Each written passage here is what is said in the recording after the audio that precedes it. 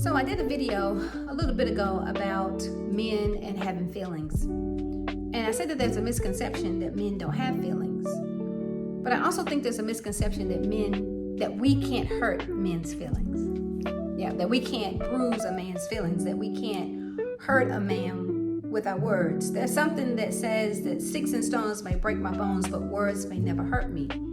And I beg to differ because I don't believe that that's true. I believe that words are very harmful. Their words are strong and they can kill. And sometimes we as women, we have the mouth and words that can absolutely destroy a man. I learned a long time ago in my own marriage that I can learn to speak to the fool in my husband and I'll get the fool, but if I learn to speak to the king in my husband, I'll get the king. And I learned that a lot of times what comes out of our mouth, we are sharp words, we are cutting words, knives are coming out of our mouth, the way we handle them, we talk to them, and then we expect them to not feel anything or not have any emotion or have any result from the words that have come out of our mouth. And oftentimes for men, they don't tell you what you said hurt them, they will just shut down. Have you ever noticed that the guy that you're with or the man that your husband, they shut down after you've had a major argument? They just shut down, have nothing else to say.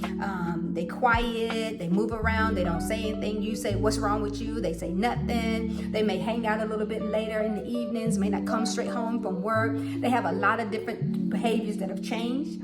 That's because their words that you have said have literally taken this man down, have destroyed his ego, tapped onto his emotions. And you may say, but I had a right to say what I said, and he deserved everything I said. Well, sis, that may be true. You may have had the right to say what you said, but was it right to say what you said? You may have had the right to say it, but was it right to say it? And sometimes what we do is we say stuff because I'm feeling it in the moment, and I'm going to give you a piece of my mind, and I'm going to let you know you can't step here, do that. You ain't coming down the street doing those kinds of things. But at the end of the day, the husband, the man that you want to keep talking, that you want to keep in your house, that you want to keep opening up to you, you got to be careful what you're saying out of your mouth. Sis, can I tell you this? If you want a fool, speak to the fool in him. If you'd rather have the king, of which I know you will, speak to the king rather than the fool. Be careful because your words do hurt. Your words do cut, and your words do tear down. If you want to build a house that's on a strong foundation, be careful what you say out your mouth because your words are going to build the house that you live in. Your words are going to create the world that you live in.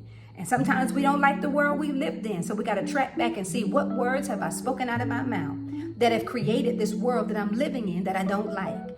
Change what you say. Reverse some of the things you've said. Change the way you do it, the way you say it. It doesn't always have to be, I got to yell and scream to get his attention. Some of you think, I got to yell and scream to get his attention. Not necessarily so.